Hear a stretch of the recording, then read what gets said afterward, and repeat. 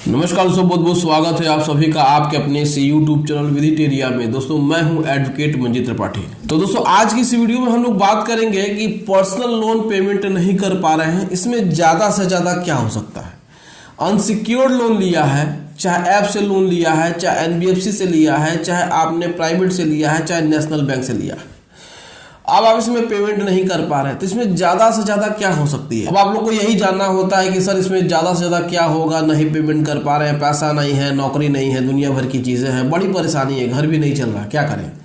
बड़ी परेशानी है, समझ में भी नहीं आ रहा है। यूट्यूब पे अलग अलग लोग बातें कर रहे हैं कि जेल हो जाएगी, 7 साल की जेल हो जाएगी, 420 लग जाएगी। बैंक ऐसे ही आपके ऊपर 406, 419, 420, 422, 467, 68, 69, 70, 71, 120 भी ये IPC की धाराओं में क्रिमिनल केस फाइल कर रहा है, जैसे कि सारा गुनाह आपने ही कर दिया है। तो इसमें हम बचे कैसे और क्या इसमें पेमेंट करना ज़रूरी है। अभी तक तो यही समझ में आ रहा था कि लोन दे पाएंगे, लेकिन अब क्या है कि अब फाइनेंशियल कंडीशन बहुत ख़राब हो गई है, स्थिति वो नहीं रही है।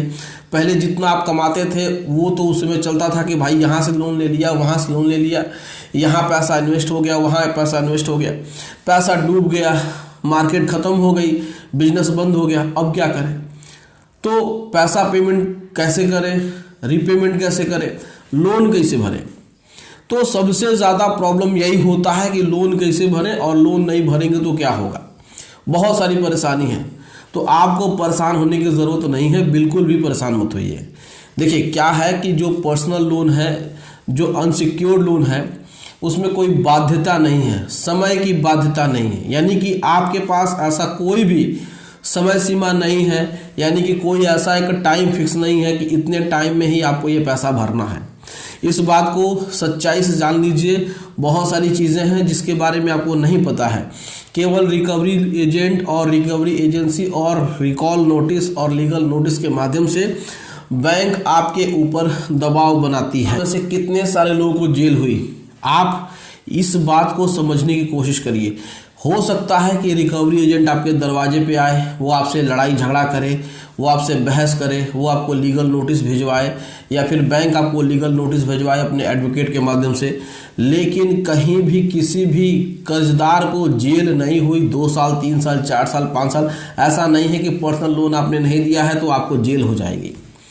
बहुत सारे लोग ऐसी बातें करते हैं कि जेल हो जाएगी, ये हो जाएगा, वो हो जाएगा, ऐसा कुछ नहीं है। इसमें तो बैंक खुद ही परेशान है। अगर बैंक को जेल भेजना ही होता तो इतना वो रिकवरी एजेंट आपके दरवाजे पे दौड़ के नहीं आता, एक दिन में आपको 10-10 कॉल नहीं आते।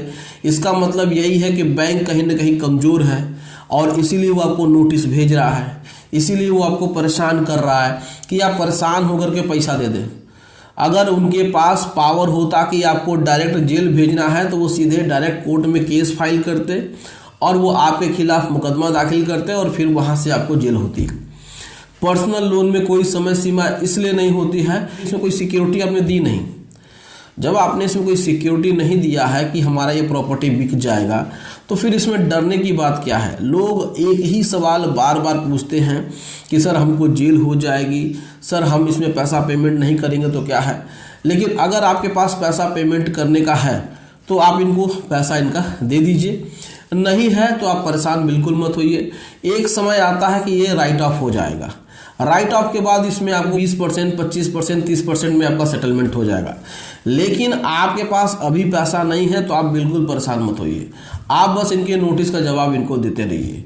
इनको बस आप कहीं ना कहीं मिल करके अपना इंटेंशन बता दीजिए, आप अपने मन की बात बता दीजिए, आप अपनी फाइनेंशियल कंडीशन बता दीजिए। किसी भी तरीके से आप इनको बस हैंडल कर ले जाइए। बस उसके बाद देखिए ग्राउंड लेवल पे ऐसा कुछ नहीं होता है। जेल आपको 1 साल, 2 साल, 3 साल की नहीं होगी। ये सब बेलेबल ऑफेंस है। अगर कोई आपके पास समन आता है तो आप समन पे अपील हो जाइए, कोर्ट में बेल मिल जाएगी, केस लड़िए ना, क्या दिक्कत है।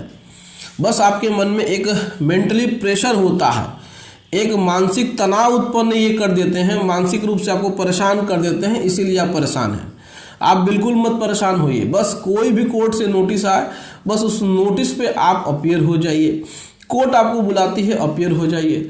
वहाँ पे आप अपना वकालतनामा अपने एडवोकेट के माध्यम से फाइल करके बस आप केस लड़ते रहिए। आप भी केस लड़ेंगे, बैंक भी केस लड़ेगा। केस पे केस चलता रहेगा, तारीख पे तारीख चलती रहेगी, तो फिर इसमें आपको जेल कहाँ हो रही है।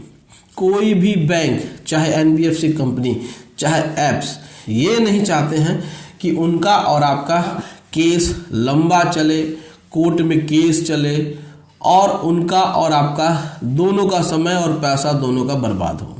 इसीलिए वो सेटलमेंट के लिए राजी हो जाते हैं। तो जब आपके पास पैसा होगा आप सेटलमेंट कर लीजिएगा, इसमें कोई भी दिक्कत वाली बात नहीं है। लेकिन आप झूठ मूठ के परेशान हो करके आप लोग गलत कदम उठाने की सोच रहे हैं कि हम इस दुनिया में नहीं रहेंगे तो हमारा लोन ख़त्म हो जाएगा। अरे लोन ख़त्म नहीं होगा, वो आपके फैमिली वाले पे फिर वो प्रेशर करेंगे। तो इससे अच्छा है कि इंतज़ार करिए और इसमें आपका साल, 1.5 साल, 2 साल बीत जाए तो फिर आप इसका सेटलमेंट करा लीजिए, कोई दिक्कत नहीं होगा। अनसिक्योर लोन में सबसे बड़ा बेनिफिट यही होता है। अब दुनिया भर की नोटिस बैंक भेज रहा है, भेजने दीजिए। वो आपको अपने एडवोकेट के माध्यम से नोटिस भेज रहा है, भेजने दीजिए। बस कोर्ट की नोटिस आए तो उसको इग्नोर मत करिए और आप कोर्ट में अपीयर होकर के अपना केस फाइट करिए।